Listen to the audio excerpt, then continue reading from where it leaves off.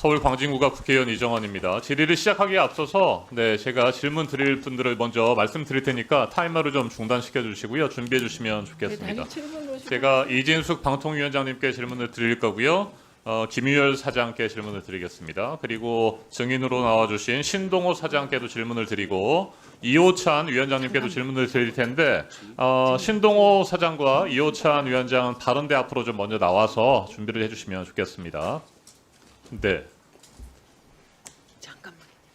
자, 두 분 좀 기다려 주시고요. 먼저 이진숙 방송통신위원장님께 질문 드리겠습니다. 제가 방금 네 분을 지명하면서 두 명의 사장이라는 표현을 썼습니다. 지금 국회 과방위 현안 질의장에 EBS 한국교육방송공사 사장이라고 하는 분이 두 분이나 계십니다. 참고인 김유열 사장, 증인 신동호 사장. 누가 사장입니까? 방송통신위원회가 선임한 사장은 신동호 사장입니다. 네. 자, 김유열 사장님. 예, 지금 EBS 사장이 누굽니까? 예, 접니다. 네. 자, 신동호 사장님. EBS 사장이 누굽니까? 예, 저는 적법하게 임명된 EBS의 사장이라고 생각하고 이 자리에 와 있습니다. 네. 그런데 왜 지금 출근을 못하는 상황입니까?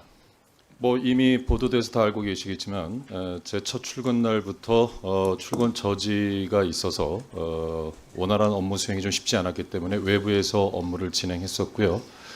이후 가처분 신청이 1심에서 인용이 됐기 때문에 지금 현재는 제가 출근하지 않고 있는 상황입니다. 네. 자, 방금 언급하신 첫 출근 현장의 모습을 영상으로 준비했습니다. 여러분 함께 보시겠습니다. 여기 계실 분이 아니신 것 같습니다. 제가 봤을 때는 여기 입각하신 분이 아닌 것 같습니다. 어디서 인사권이라고 존중받아야 된다고 말했습니까? 대법원에서 인체제 불법임명이라고 명확하게 말했습니다. 아사님, 또 자의적으로 해석하십니까? 네, 지금 제가 알기로는 현 사장님께서 가처분 넣으신 걸로 알고 있습니다. 그때까지 오지 마십시오. 불법 임명을 집에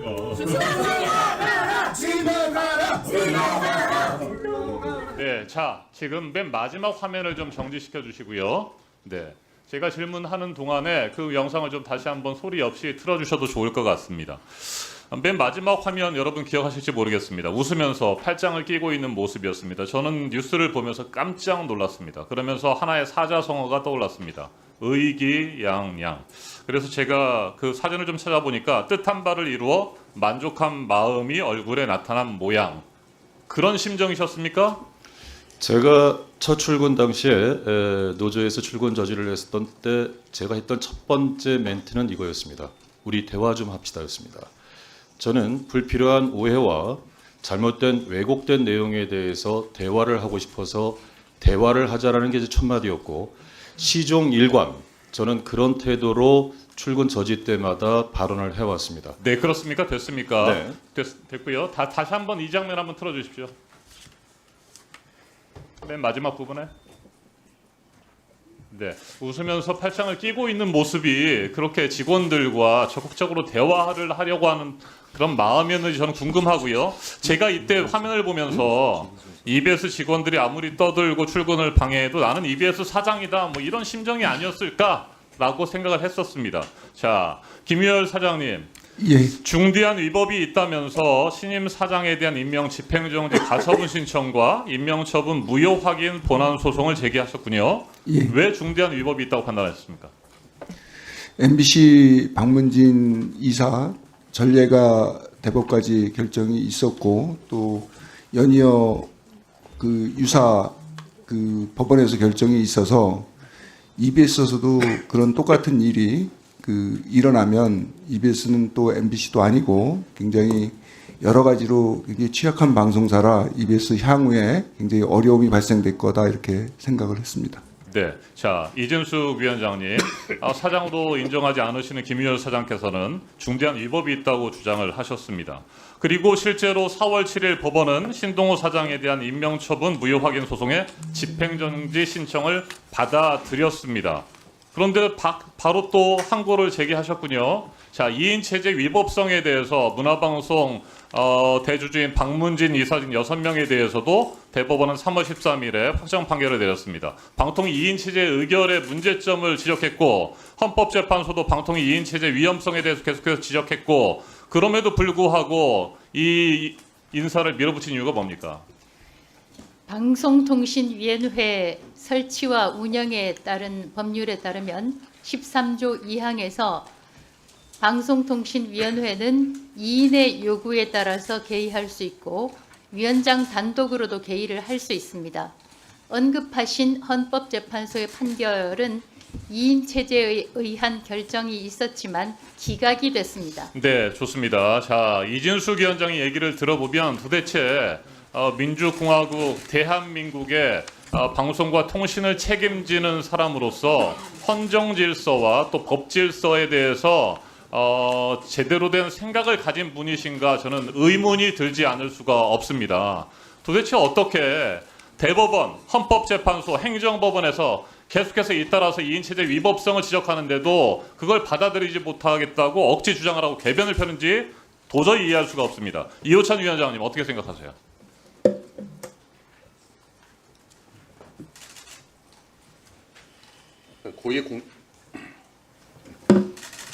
네, 시간을 좀 멈춰 주시고 네, 준비되면 네, 말씀 시작해 주시죠. 우리 사회의 사법 질서를 존중해야 하는 마땅히 고위공직자로서 옳지 않은 태도라고 생각하고요.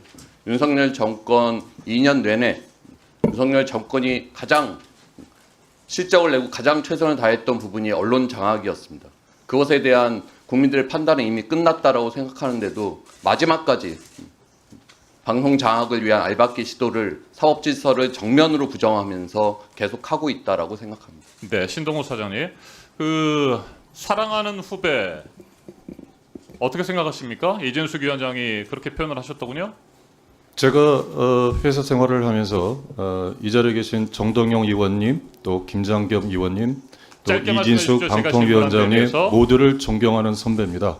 또 그분들이 과히 저를 그렇게 나쁘게 보지 않았다고 생각하고요. 네, 자, 제가 됐습니다. 28년 가까운 자, 회사 생활을 멈추세요. 하면서 네, 그릇되지 멈추시죠. 않게 살았다는 됐습니다. 뜻이라고 생각합니다. 네, 자, 교육은 정치에 휘둘리지 않아야 된다는 거 인정하십니까? 인정합니다. 네, 그래서 교육방송은 정치적 중립성을 갖춰야 되겠죠. 맞는 말씀입니다. 정치적 편향성을 가진 사람이 EBS의 사장을 맡으면 안 될 것 같은데 신동호 사장은 미래한국당 비례대표 면접을 본 적이 있고 미래통합당 21대 총선에서 선대위 대변인을 하셨죠. 네, 정치적 편향성이 있는 인사다라고 하는 비판이 있습니다.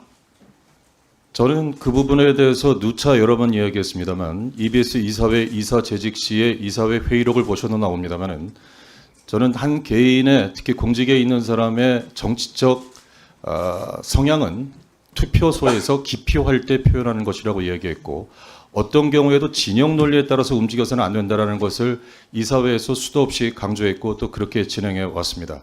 그렇게 강조하는 게 중요한 것이 아니고 신동호 사장이 신동호 씨가 그동안 해왔던 여러 가지 행태들이나 언행들을 보면 정치적 편향성이 있다라고 하는 부분들을 지적을 하는 겁니다. 정말 죄송한 말씀입니다만 의원님께서 구체적으로 제 어떤 행태와 언행이 정치 편향적이라고 생각하시는지 저는 오히려 궁금합니다.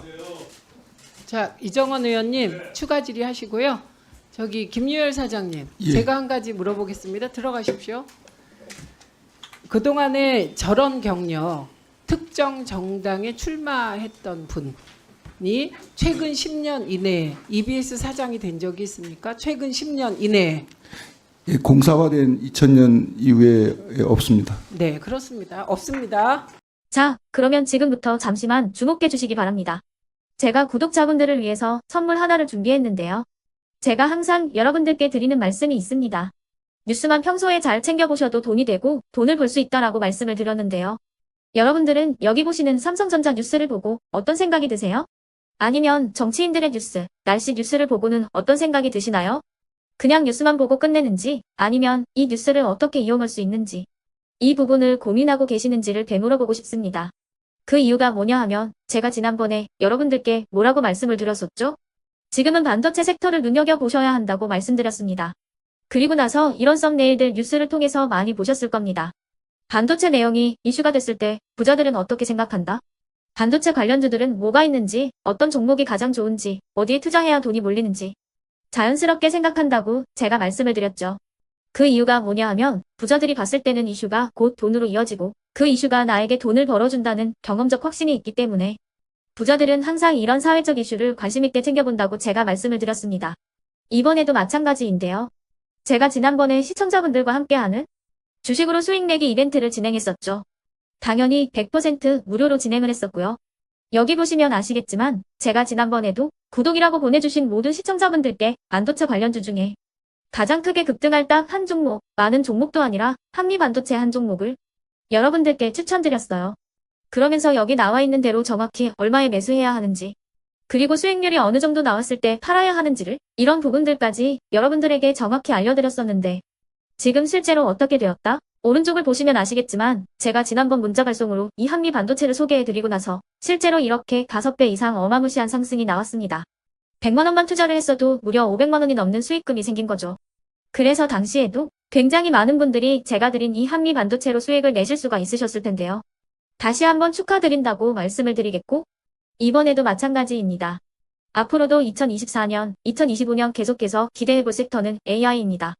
그 중에서도 AI 반도체는 그 누구도 부정할 수 없는 미래 성장 산업입니다. 그러면 우리가 어떻게 생각해 볼 수 있을까요? AI 반도체 종목 중에 앞으로 크게 대장 역할을 하면서 10배 이상 급등할 수 있는 템베고 종목을 지금부터 열심히 추적해야 한다는 겁니다. 큰 돈을 투자하지 않더라도 월급의 일부분, 아주 소액이라도 이 종목을 모아가야 수백 %의 수익률을 손에 쥘 수 있는 것이죠. 지금 여러분이 보고 계시는 이 유튜브 또한 AI 반도체와 아주 밀접한 연관이 있고, 반도체야말로 대한민국의 핵심 산업으로 앞으로 더더욱 시장은 성장할 수밖에 없습니다. 그렇기 때문에 제가 이번에도 뭘 보내드리고 있냐면, 지난번과 똑같이 구독이라는 문자를 보내주시면 제가 AI 반도체 관련주 중에 앞으로 대장주 역할을 하면서 주가가 가장 크게 급등할 한 종목을 여러분들께 문자 발송으로 종목명과 사고 파는 시점을 모두 알려드릴 건데요. 그 문자를 받고 여러분들이 주식으로 돈 버는 연습을 한번 해보셨으면 좋겠고요. 혹시라도 나는 주식을 하지 않는다 하시는 분들은 주변에 주식하시는 지인분들에게 말씀을 해주셔도 되고요. 아니면 연세가 있으셔서 투자가 어렵다 하시는 분들은 이 종목을 자녀분들에게 한번 사봐라, 이걸로 한번 수익을 내봐라, 이렇게 조언을 해주실 수도 있는 거겠죠. 그래서 지금 이 영상을 보시는 시청자분들 중에 나도 이번 종목이 좀 궁금하다 하시는 분들은요, 누구나 상관없이, 그리고 어느 시간대나 상관없이 부담 없이 010-2514-5930번으로 구독이라는 문자 보내주시면 제가 이번에도 똑같이 무료 추천 급등주 문자를 보내드리겠습니다. 이해되시겠죠?